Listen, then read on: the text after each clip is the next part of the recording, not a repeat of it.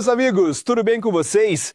Eu sou o Bruno Oliveira e esse é o canal onde a gente troca ideia sobre tudo que envolve o mundo dos carros, desde manutenção e cuidados até curiosidades e soluções simples para o seu dia a dia no volante. Se você curte conteúdo direto ao ponto e sem enrolação, já deixa o like, se inscreve aqui no canal e acompanha o vídeo até o final, porque tem informação que pode fazer a diferença para você e para o seu carro. Vejamos como instalar lâmpadas de xenônio para não ofuscar os motoristas dos carros que vêm em sentido contrário. Até mesmo um motorista novato pode instalar corretamente o xenônio com suas próprias mãos. Mas é importante entender as especificidades das lâmpadas de descarga de gás. Como não perder sua carteira de motorista, não há proibição direta do uso de lâmpadas de xenônio. Mas, em caso de instalação não autorizada, o motorista pode ser privado de sua licença por um período de 6 meses a 1 ano. Os policiais de trânsito se referem ao artigo 12.5, parte 3, do Código de Ofensas Administrativas, que estabelece essa penalidade se o carro estiver equipado com dispositivos de iluminação, cujo modo e cor de luminescência não estejam em conformidade com as tolerâncias estabelecidas para a operação de veículos. A lista de defeitos dos dispositivos de iluminação externa, nos quais a operação do veículo é proibida, também serve como motivo para a medida de supressão. A proibição entra em vigor nos seguintes casos: não conformidade do ajuste do fluxo de luz com os requisitos do GOST. Os difusores e as lâmpadas não correspondem ao tipo de dispositivo de iluminação. Não conformidade dos modos de operação e do tipo de lâmpadas, com o projeto dos dispositivos de iluminação fornecidos pelo fabricante do veículo.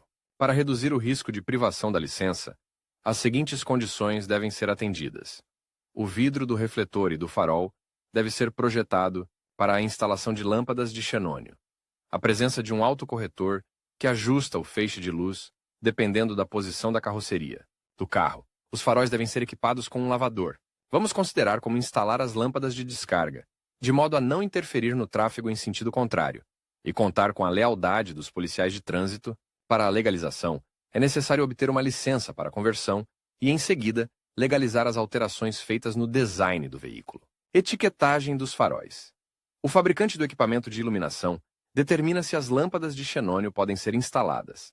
Você pode descobrir as tolerâncias decifrando as marcações DCDR, faróis com lâmpadas separadas para farol baixo e farol alto. As lâmpadas de xenônio estão disponíveis para ambos.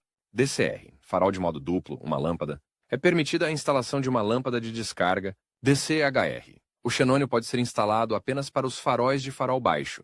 HC, HR ou HCR, somente lâmpadas halógenas. CR, faróis com lâmpadas incandescentes. A marcação é aplicada diretamente no vidro ou na carcaça do farol.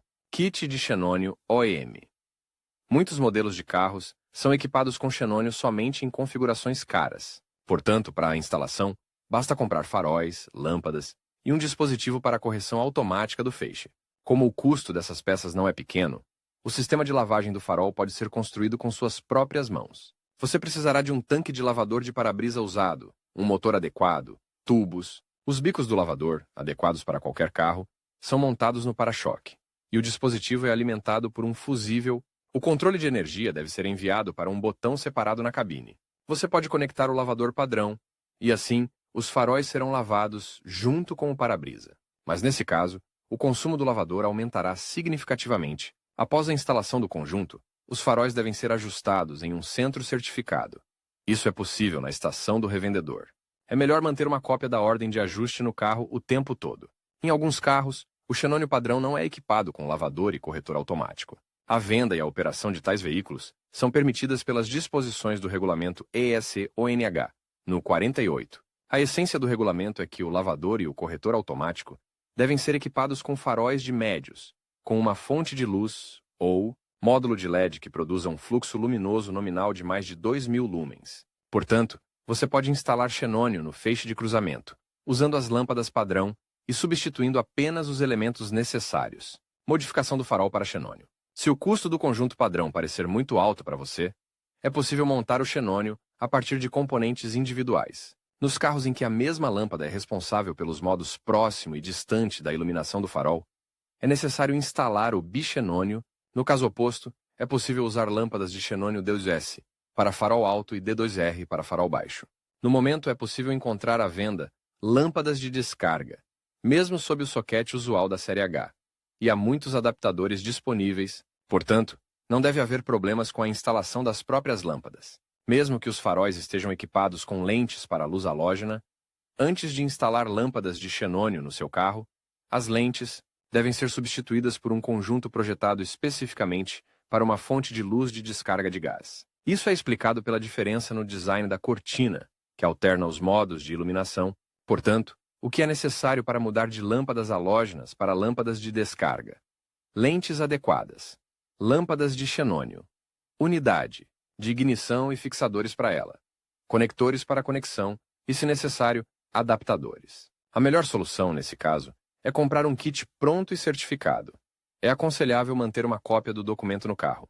O corretor de farol automático terá de ser adquirido separadamente. Se o seu carro já tiver uma unidade de ajuste elétrico, você poderá comprar um autocorretor universal sem servos. Os motores também podem ser adquiridos separadamente, se necessário.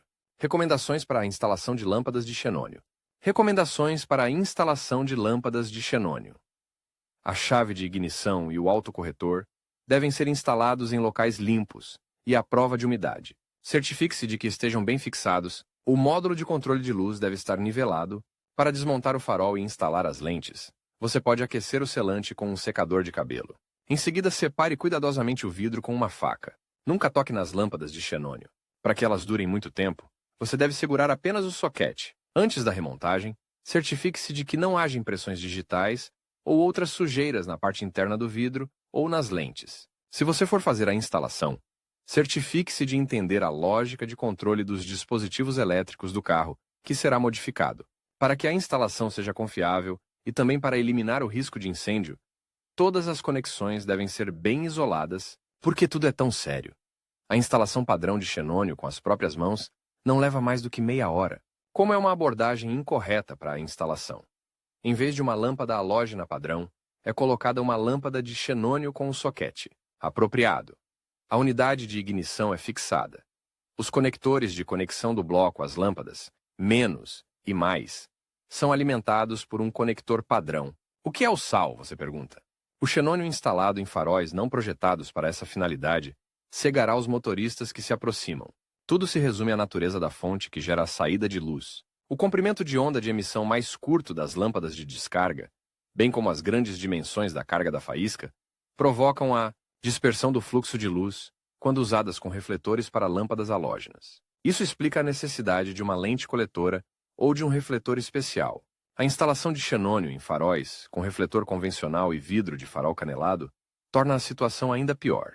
Infelizmente, muitos motoristas ignoram não apenas as disposições legais, mas também as normas do senso comum.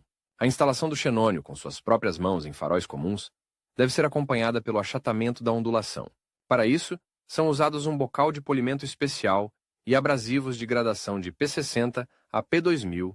O processamento final é realizado com pasta de polimento de granulação grossa e fina. Também é possível usar fluoropol ou polidor de para-brisa à base de óxido de cério.